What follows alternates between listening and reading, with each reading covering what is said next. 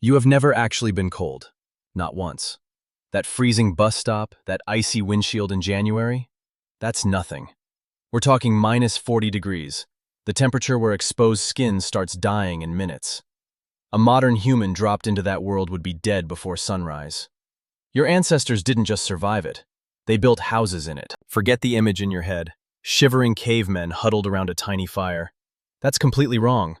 Your ancestors weren't just surviving the Ice Age. They were engineering their way through it, with a level of precision that modern Arctic specialists have studied, tried to replicate, and honestly struggled to beat. Let's break down exactly how. Here's the first shock. Most of them didn't live in caves. At sites across Russia and Eastern Europe, dating back hundreds of thousands of years, researchers found circular pits deliberately dug into the earth, 6 to 8 feet deep, 12 feet wide. Tool marks everywhere. These weren't accidents. Why dig down? Because 6 to 8 feet below the surface, the ground stays 20 to 30 degrees warmer than the air above. Your ancestors didn't fight the cold. They went below it. That's literally the same principle behind modern geothermal heating. They figured it out 200,000 years ago. No physics degree required. But going underground was only step one. At a site in the Czech Republic, dated 26,000 years old, archaeologists found shelter walls built in 3 precise layers. Inner layer, animal hide, fur facing in, trapping warm air against the body.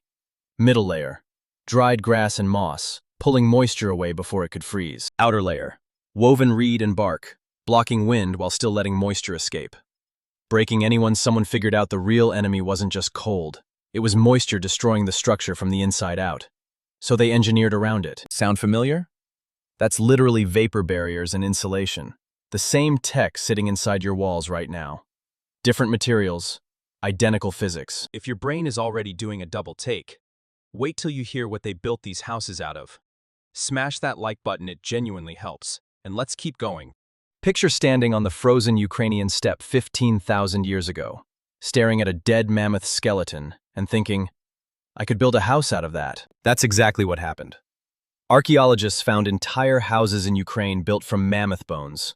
Skulls weighing over 200 pounds used as foundation blocks.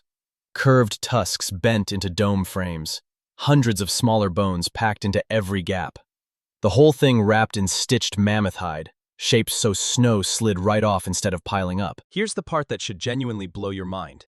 When researchers rebuilt these structures and tested them, a mammoth bone house with just a modest fire inside stayed 40 to 50 degrees warmer than the outside air. Modern Arctic shelters, with electric heating and industrial insulation, often don't perform any better than that. Stone Age builders using bones and hide matched 21st century engineering. The heating setup inside wasn't random either. One central hearth for main heat. Smaller hearths placed around the edges, creating warm zones for different tasks, basically zoned heating. On the open steppe, wood was scarce. So they engineered alternative fuel, dried mammoth dung, specially processed bone. Chemical analysis shows this fuel wasn't just tossed on, was prepared for specific heat output.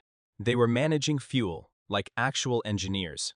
And then there's the detail that still catches modern Arctic engineers off guard: ventilation. Every enclosed warm space builds up moisture from breathing, cooking, body heat, and in freezing temperatures, that moisture freezes inside walls and destroys the structure.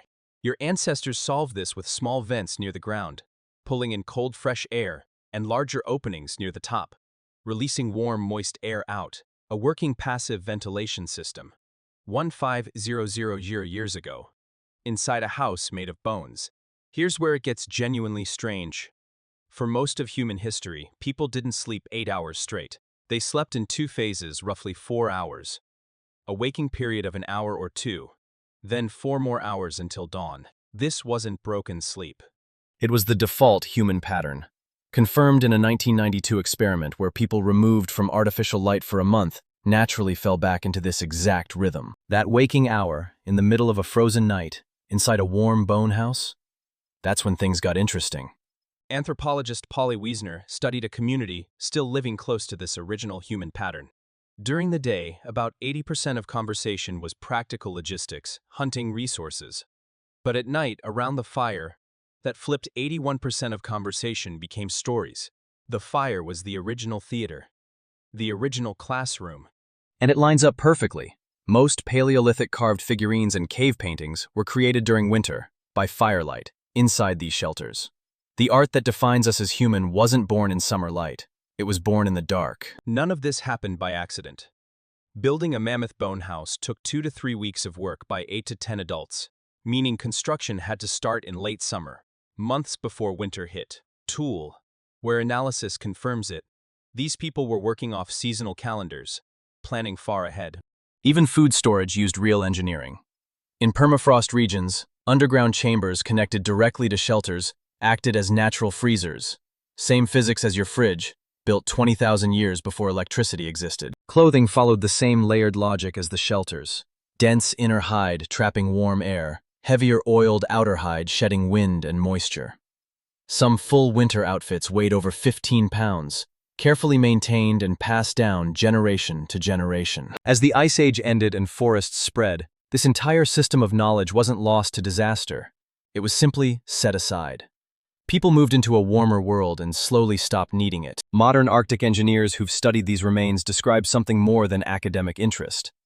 They describe being genuinely unsettled by how precise, how well-reasoned these solutions actually were. You didn't invent warmth.